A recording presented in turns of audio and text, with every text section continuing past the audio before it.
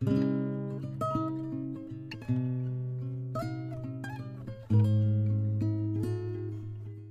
guys, welcome back to my channel. My name is Judy. If you didn't already know, I'm a registered nurse here in British Columbia, Canada, and currently working as a travel nurse. If you're new here and end up enjoying this video, make sure to give it a thumbs up. And if you want to see more content from me, hit that subscribe button as well. If you read the title of this video, you might have an idea that today we will be going over some tips on how to adjust quickly to a new hospital, a new unit, whatever it may be, as a nurse. Considering what I'm currently doing in the nursing field, which is travel nursing, I did create these tips with travel nurses in mind. However, they can apply to any nurses starting on any new unit, facility, hospital, whatever it may be. So without further ado, y'all, let's get into it. Tip number one, make sure you read all your dang manuals, everything that they give you. So once you've been hired at said facility, you will be receiving a number of things. This can either come to you by email, they might give it to you paper form, or sometimes text. It really depends on the facility. But assuming you've been hired by somewhere legit, you should receive some sort of offer letter or contract. What I've noticed, for me at least, once I receive that, a manual comes along with it. This manual that I received often comes with really important information like contact information, staffing, managers, the unit. They might add important information about the unit you're gonna be working on, such as how many beds or what the ratios look like. Sometimes they'll also add some instructions for calling in sick, how to go about that. And of course, everyone's favorite, those training modules that you gotta do before you start working there. So make sure to read all that information they provide you. And actually, even if you're returning to a site that you've been to previously, I would still reread that manual. Healthcare is an ever-evolving field and you don't wanna miss anything new. Okay, tip number two goes back to what I just mentioned in tip number one about the training modules. Do not skip any requirements. Make sure you complete all of those annoying online modules. Online modules are very common nowadays when you're starting at a facility. It's often a part of the training process. So if you just got hired on a contract basis or as an employee on a new unit, there's a high possibility that you are required to do these modules. I've heard of some facilities doing the majority of those modules on shift. For me, 9 times out of 10, it's just modules that are sent to my email and I have to complete them before I start my first shift. With those at-home modules, just make sure to complete them before your first day and log all of the hours that you put into them because we do not work for free. And another note for these modules, make sure you do them with enough time in advance. There is nothing worse than scrambling the night before when you're just trying to get a good rest before your first day. In British Columbia, Canada, where I work and live, the majority of the healthcare authorities use what's called Learning Hub here. And Learning Hub basically has a bunch of different training modules that the sites will let you know which ones to complete. If you look at my learning history, it's literally like all of these, just scrolling down. It's just funny. Over time, you're gonna have so many modules that you've done. So just get used to it. Tip number three, número tres. Go online, watch videos, stalk the place that you are going to be working at. It might sound really extra, but I really like to use the internet to my advantage, especially nowadays. Everything is online. What I love to do, go on Google Maps, in the bottom left corner, hit Street View, you get to see the whole dang hospital and the parking lot and the surrounding areas and more. It is 100% free and takes like no time, so you might as well just take a look. Something else that I like to do is actually look up the hospital online through the health authority page, and there's a bunch of information on these hospitals most times. Let's see if we can find a Fraser Health Hospital. Let's say Langley Memorial Hospital. Says it's a range of primary, secondary, and some specialty services, including 24-hour emergency. Tells you that the cafeteria is on level 0. Shows that there's a gift shop there as well. And it still gives you that list of all the services at the location, plus this amazing hospital map. You can do that all online. Tip number 4 is a must-do. You need to get there at least 30 minutes early on your first day. You need to, because things always happen.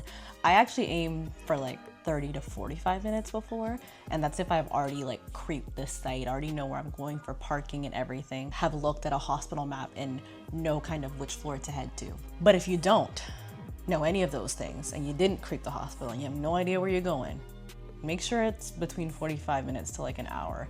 Just too many things that could go wrong, and I hate being the person that's semi-late. I find that for me, at least on my first day, I always kind of have to pay the full day rate so that I don't get a ticket, and then I get my staff parking or whatever it is, discounted parking set up. Once I park, I can go ahead and look for my unit. You might be scheduled to meet somebody on that first day for an orientation. Since I'm early, I like to quickly find someone who's working on the unit, let them know that I'm new and meeting X, Y, and Z person for 7 o'clock, let's say, and to ask them where the staff room is so that I can put my things away. If I've put all my things down, I've already gotten myself, ready to go, and I have a little bit more time, I might just take a little walk around the unit, familiarize yourself. Oh, there's the crash cart. Oh, there's the patient washroom. Oh, there's the staff washroom. If I have extra time, I might even go around the hospital and just look for things. Like, where's the lab? Maybe you need to know where pharmacy is. Your patient's meds aren't here. You call pharmacy and you say, hey, where's my meds? And they go, oh shoot, I'm so sorry. Can you send somebody to pick them up? Fine. And you don't even know where pharmacy is? No, girl, you know where pharmacy is. Tip number 5, familiarize yourself with the method of charting or your unit's charting system. Again, going back to those training modules, if you're doing online charting, you probably had to do online training modules for that online charting system. So pay attention when you're doing those modules. If there's anything you have questions about, make sure you're asking somebody who could know or looking it up and doing the work yourself. Again, being prepared beforehand comes in handy. A lot of times these sites, especially for us travel nurses, we may not get any information before we even get there. If that's the case and you didn't receive any modules, you didn't receive any information, received a signed contract and the day to show up. It happens a lot. I know some nurses are like, oh, like that happens. Yeah, it does. That's a lot of our job. We just are thrown in and we got to figure it out. One thing that I will say is that if you know the facility that you are going to, you might be able to ask around and see if any of their nurses, maybe online, know anything about this facility. Some places do paper charting still, some do completely online, some do a mix of the two, of paper and online. If you are unsure what your facility uses, ask somebody, which leads us to our next tip. Tip number 6. Use Facebook pages, Reddit, online forums to get advice and answers to your questions. A long time ago when I started travel nursing, actually I think before I started travel nursing, I joined the Canadian Travel Nurses Facebook page. There's at least somebody on that page that knows the answer to your question. Low-key, even if you're not a travel nurse and you're a nurse, I would still just join because there's so many questions asked there. If you have any other questions yourself, just ask. This is a great example of someone just asking a regular question. Hi, I just got a contract at Central Newfoundland Regional Health Center in Grand Falls, Windsor. It's my first ever contract. I'm an ER nurse. What's the charting system? How's the environment / staff? Thanks. And let's go over some of the responses. I think the whole island uses an outdated version of Meditech. Someone else said Meditech. You'll have a ton of modules to complete. And then people said staff are lovely. And some people in this group are even so kind to even just put like, hey, I'm full-time staff here in the ER in GFW, send me a message. So use those pages to your advantage. I sure do. Tip number 7. Make sure your skills are up to par, and if they are not, review. They expect you to know your stuff as a travel nurse. Don't go in there asking how to insert a Foley or NG tube or how to prime a secondary line. Like, they will not be impressed. In the description bar, I have attached a very basic clinical skills PDF that you can review. Again, it goes back to like nursing school, basic, but if you feel inclined to, you can check it out. Just make sure that you have reviewed the skills that are within your scope as a healthcare professional. And make sure if you're a specialty nurse, ER, ICU, wherever it may be, telemetry, make sure you brush up on those skills that you need to perform your job efficiently.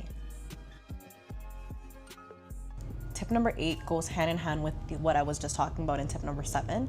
Boost your confidence by knowing what the heck you're doing and attacking your weaknesses. If you suck at remembering patho, study more, try and find a way that works for you, that you can retain the information and get in there and try and get that info back stuck in your head, okay? We are healthcare workers, healthcare professionals. We need to know our shiz, especially once you start getting in those specialty levels like the ER, ICU, CCU, telemetry, all those things. You need to know your fundamentals. You need to know your information.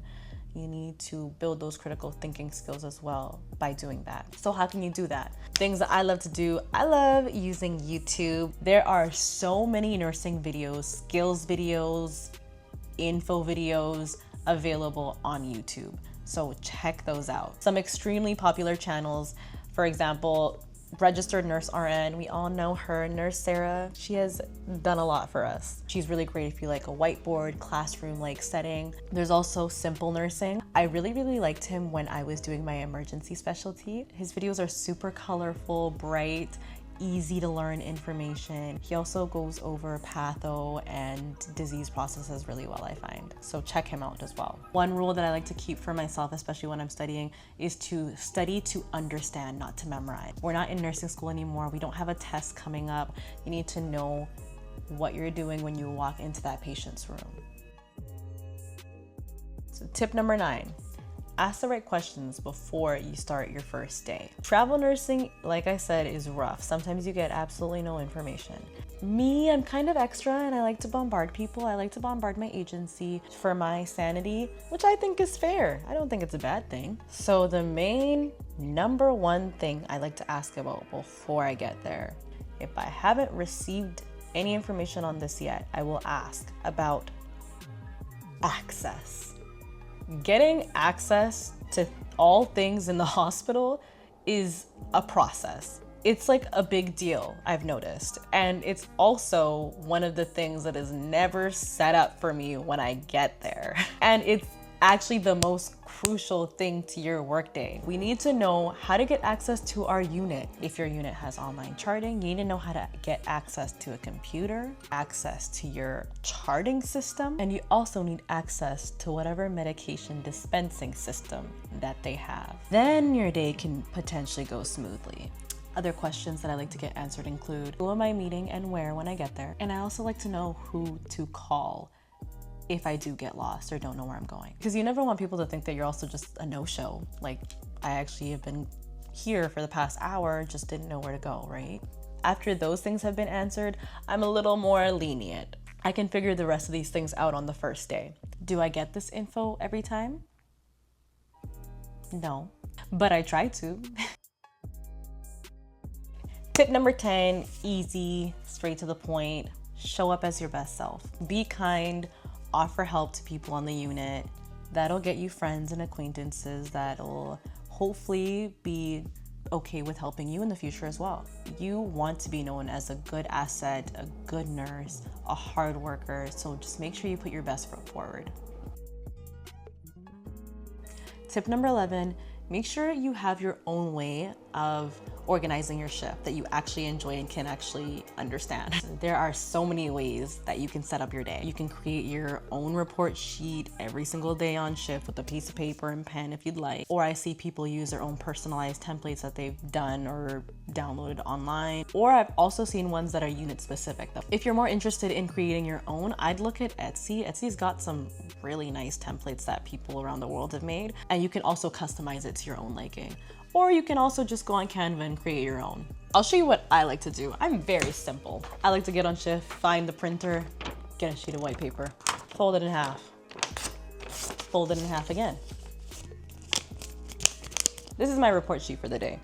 I like to have patient 1, patient 2, patient 3, patient 4. If there's any discharges, I scribble them off and I start adding the next ones in these boxes. And how do I organize it? I'll put bed 1.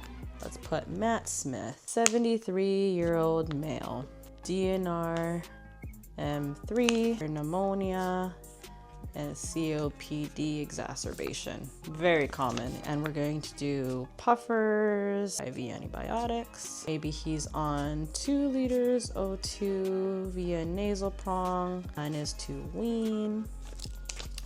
Look at that. That's my report sheet for the day. Tip number 12, know what diagnoses are common in your unit.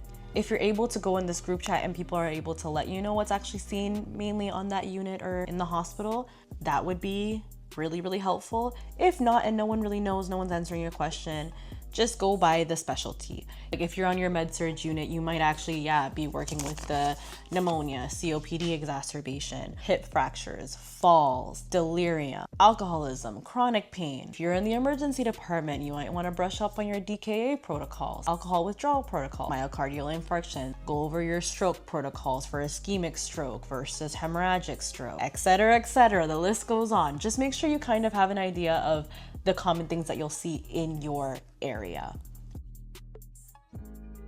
Tip number 13, review any skills that are associated with the credentials that you have. If on the resume that you applied to the contract for or this job for, you noted some specialty training, that you have your ACLS, BLS, which all of us should have, tele training, etc., etc.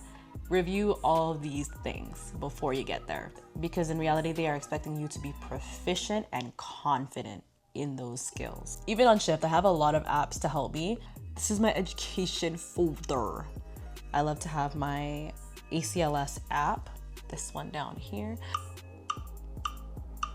for my CPR, right? I have quite a few very useful apps that I do use on a regular basis at work.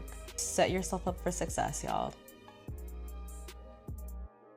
Tip number 14, make sure your credentials are up to date, not expired. A few of the things that I do have to prove that are up to date often are my provincial nursing license, my basic life support and ACLS, my fit test, yearly basis, vaccines. I think that's pretty much it, like for a pretty consistent basis. Other requirements are obviously like the online modules and stuff. If they expire, make sure you're keeping them up to date.